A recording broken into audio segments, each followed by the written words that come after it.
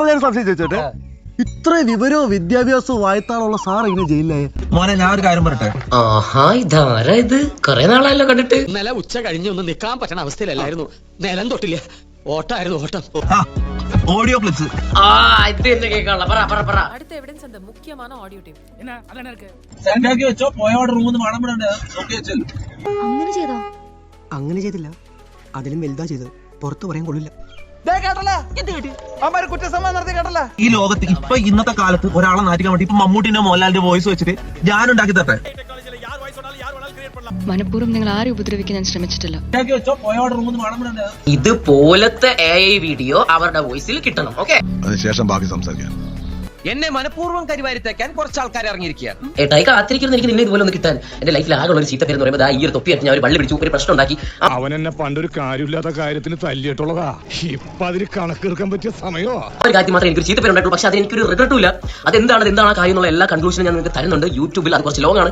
വാക്കുകൾക്കുള്ളിൽ എന്തോ അർത്ഥം വെച്ചുണ്ടാക്കാന്ന് മനസ്സിലായില്ല? ഒരു ക്ലൂ തരാം. ഇവൻ എന്നെ എടുത്തിട്ടല്ലേ അതില്, അപ്പൊ അങ്ങനെ പ്രതികാര ബോധമൊന്നും ഇല്ലല്ലോ ഇവന്.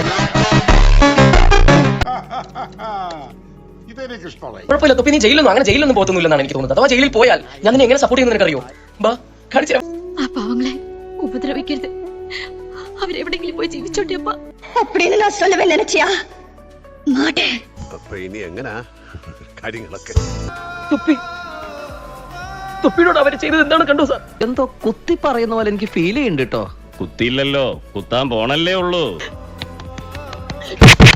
എന്റെ തൊപ്പിയോട് കണ്ടോ സാർ? നീ എന്ത് തേങ്ങയാടായി പറയുന്നത്? എനിക്ക് ഇല്ലാത്ത സെന്റിമെന്റ്സ് കാണിക്കാൻ ലേശം പാടാം. സോഷ്യൽ മീഡിയയിൽ ഊമിത്തരം പറഞ്ഞ് അകത്തിട്ടിരിക്കുന്നത്. ആദ്യമായിട്ട് നിന്റെ വിവരക്കേടോണ്ട് എനിക്കൊരു ഗുണമുണ്ടായി. അവൻ മാത്രം ഒരു നന്മമരം നമ്മളൊക്കെ ഓടായിപ്പോ. ആ ശരിയാ. എന്റെ തൊപ്പിയിൽ ആരെങ്കിലും പറഞ്ഞാൽ ഞാൻ അവരെ കൊല്ലും സാർ. എനിക്ക് അത്രയ്ക്ക് ജീവനാ തൊപ്പിയെ. കളിയാക്കണ്ട. I love you തൊപ്പി, I love you.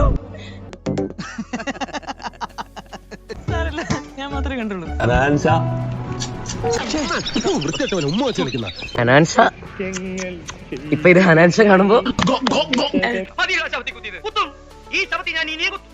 എന്നെ അത്രയ്ക്ക് കുത്തിയിട്ടുണ്ട്.